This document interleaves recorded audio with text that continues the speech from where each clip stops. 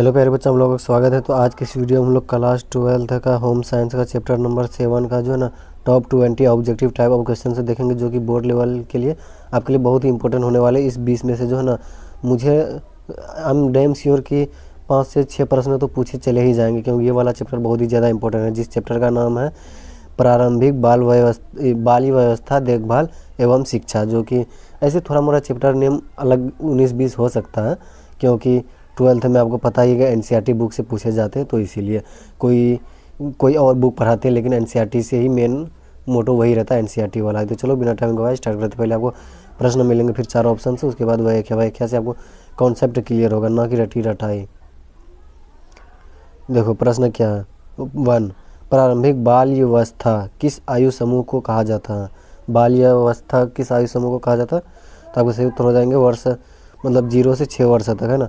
प्रारंभिक बाल्यावस्था 0 से 6 वर्ष की अवस्था होती है, जिसमें बच्चा का सर्वांगीण विकास तेजी से होता है। यहाँ पर जो है ना 4 ऑप्शन है, लेकिन हम लोग ऑप्शन को इग्नोर करते हुए जो सही उत्तर होंगे उसी को देखते हुए चलेंगे, ताकि टाइम बचे।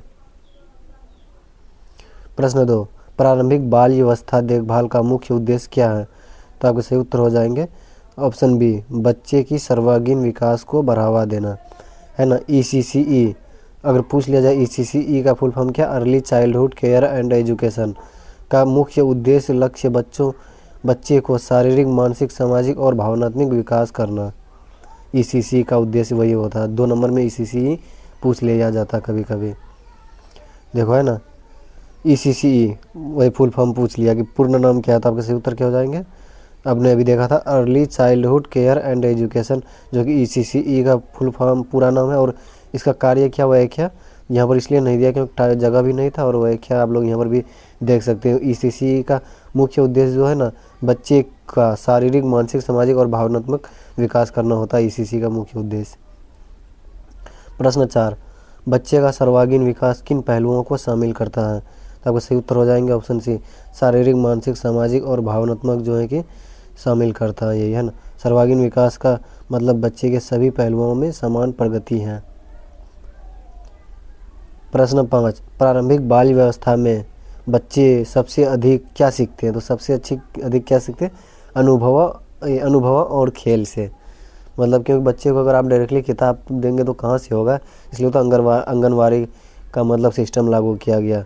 इस अवस्था में खेल और अनुभव बच्चे के सीखने का प्रमुख माध्यम होते हैं।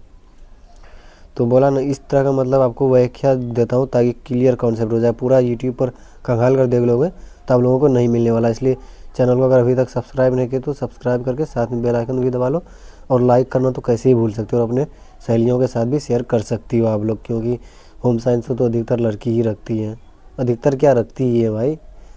प्रश्न 6 क्या, ECCE की शुरुआत भारत में किस कार्यक्रम से हुई थी? तो आपके सही उत्तर हो जाएंगे ICDS के तहत, देखो, जिसका फुल फॉर्म होता इंटीग्रेटेड चाइल्ड डेवलपमेंट सर्विसेज, जो भारत में ECCE का प्रमुख योजना है।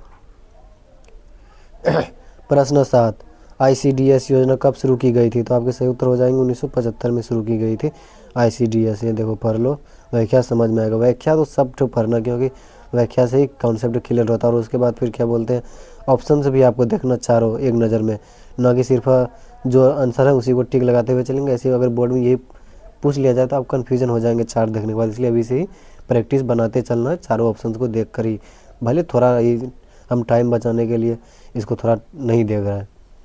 प्रश्न 8, ICDS का प्रमुख केंद्र कौन होता है? तो ICDS का प्रमुख केंद्र आंगनवाड़ी केंद्र। देखो, ICDS सेवा आंगनवाड़ी केंद्रों के माध्यम से दी जाती हैं। प्रश्न 9, आंगनवाड़ी कार्यकर्ता क्या करती हैं? तो आंगनवाड़ी कार्यकर्ता मतलब जो आंगनवाड़ी चलाती है महिला, तो वो क्या करती है? बच्चों को पोषण, शिक्षा और देखभाल प्रदान करती हैं, है ना। आंगनवाड़ी कार्यकर्ता बच्चों के पोषण, स्वास्थ्य और प्रारंभिक शिक्षा का ध्यान रखती है। अब क्या है, हाँ, प्रश्न 10, ECCE के अनुसार बच्चे की शिक्षा आधार क्या होना चाहिए? ECCE के अनुसार बच्चे की शिक्षा का आधार क्या होना चाहिए? खेल आधारित शिक्षण, क्योंकि बच्चे को खेल से ही सीखा जाता है स्टार्टिंग में, इसलिए तो कहता है बच्चे को खेलने देना चाहिए। ECCE में शिक्षा खेल आधारित, अनुभवनात्मक और आनंद में होनी चाहिए। इसलिए वाला क्वेश्चन कहीं नहीं मिलने वाला आप लोगों को, मैं बोल रहा हूँ ना, इसलिए चैनल को सब्सक्राइब जरूर कर लेना। प्रश्न 11, बाल विकास का सबसे तीव्र चरण कौन सा है? तो आपको सही उत्तर हो जाएंगे ऑप्शन बी, प्रारंभिक बाल्यावस्था। बाल्यावस्था होना चाहिए, लेकिन अवस्था ही लिखा हुआ, कोई दिक्कत नहीं। देखो है ना, व्याख्या, 0 से 6 वर्ष की अवस्था में मस्तिष्क और शरीर का विकास सबसे तेजी से होता है बच्चे की एक। प्रश्न 12, ईसीसीई में पोषण का क्या महत्व है? तो ईसीसीई में पोषण का क्या महत्व है? मानसिक विकास के लिए। Option be the correct answer है ना। संतुलित आहार बच्चे के मस्तिष्क और शरीर विकास के लिए आवश्यक है। प्रश्न 13, ईसीसीई में प्ले वे मेथड का क्या अर्थ है? प्ले वे मेथड का क्या अर्थ है? तो आपको सही उत्तर हो जाएंगे खेल के माध्यम से सीखना। प्ले का मतलब खेलना ही होता है, कि वे से मतलब उस रास्ते से, मेथड का मतलब उसी पद्धति से सीखना, माध्यम हो गया। यह पद्धति है ना, यह पद्धति बच्चों को खेल के माध्यम से सीखने का ज्ञान अर्जित करने का अवसर देती है। प्रश्न 14, ईसीसीई का एक प्रमुख सिद्धांत है। तो ईसीसीई का एक प्रमुख सिद्धांत है, यहाँ पर होगा आपको ऑप्शन सी, सीखने में आनंद है ना। ईसीसीई का मुख्य आधार है कि बच्चा खेलते खेलते आनंद से सीखे। प्रश्न 15, बच्चे की सर्वांगीण विकास के लिए क्या आवश्यक है? बच्चे की सर्वांगीण विकास के लिए क्या आवश्यक है? तो आपको सही उत्तर हो जाएंगे शिक्षा और पोषण दोनों। सर्वांगीण विकास चाहिए ना, जो कि क्या बोलते हैं, भावनात्मक और क्या क्या तो था अभी, हाँ, तो व्याख्या पर हो, शिक्षा और पोषण दोनों से बच्चे का समग्र विकास संभव है। प्रश्न 16, ईसीसीई में शिक्षक की भूमिका क्या होती है? तो ईसीसीई में शिक्षक की भूमिका है प्रेरक और मार्गदर्शक बनाना होता है। देखो, शिक्षक बच्चों को सीखने के लिए प्रेरित करते हैं और उन्हें सकारात्मक मार्गदर्शन देते हैं, मतलब एक पॉजिटिव वाइब देते हैं। प्रश्न 17, प्रारंभिक बाल्यावस्था में कौन सी क्षमता सबसे तेज़ी से विकसित होती है? तो आपके सही उत्तर हो जाएंगे ऑप्शन ए, भावनात्मक क्षमता है ना। बच्चे भावनात्मक रूप से बहुत संवेदनशील होते हैं, इसलिए इस उम्र में यह विकास तेजी से होता है। प्रश्न 18, ईसीसीई में माता पिता की भूमिका क्या होती है? तो ईसीसीई में माता पिता की भूमिका शिक्षक की तरफ मार्गदर्शन देना।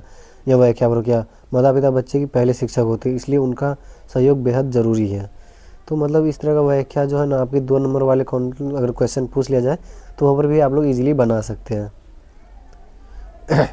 प्रश्न 19, ईसीसीई में कौन सी गतिविधियाँ उपयोगी होती हैं? तो ईसीसीई में कौन सी गतिविधियाँ उपयोगी होती हैं? तो कहानियाँ सुनाना। देखते हैं ना, बच्चे को पहले कहानियाँ सुनाई जाती थी 90s के तौर में, मतलब 2009-10 तक चला, उसके बाद तो नहीं ही, क्योंकि अब तो फ़ोन दे देता, लो देखो, मूवी देखो, गाना देखो, कार्टून देखते देखते सो जाओ, लेकिन जो कि 110% गलत है। कहानियाँ, चित्र, कविता जैसी गतिविधियाँ बच्चों की कल्पना शक्ति और भाषा कौशल बढ़ाती है, इसलिए कहानियाँ वहानियाँ ही सुना दिया जाए, किस्सा टाइप का, लेकिन फ़ोन ना दिया जाए बच्चे को। प्रश्न 20, नई शिक्षा नीति NEP 20, जिसको नई शिक्षा नीति जिसको NEP बोलते हैं, तो 2020 के अनुसार ईसीसीई की आयु सीमा क्या तय की गई? तो इस अनुसार जो है ना, 3 वर्ष से 5 वर्ष तक तय की गई है ना। NEP 2020 के अनुसार ईसीसीई की व्यवस्था 3 से 5 वर्ष की आयु के बच्चों के लिए की गई। तो अब आप लोगों को कमेंट में बताना है कि 20 में से आप लोगों ने कितना का उत्तर दे पाए, और यदि कोई सवाल हो बोर्ड रिलेटेड से तो पूछ सकते हो। और हाँ, चैनल को अभी तक सब्सक्राइब नहीं किया तो सब्सक्राइब कर लो, और अपने दोस्तों के साथ शेयर तो करना ही है, और लाइक करना तो भूलना ही कैसे है। तो चलो मिलते हैं अगले वीडियो में चैप्टर नंबर 8 के साथ।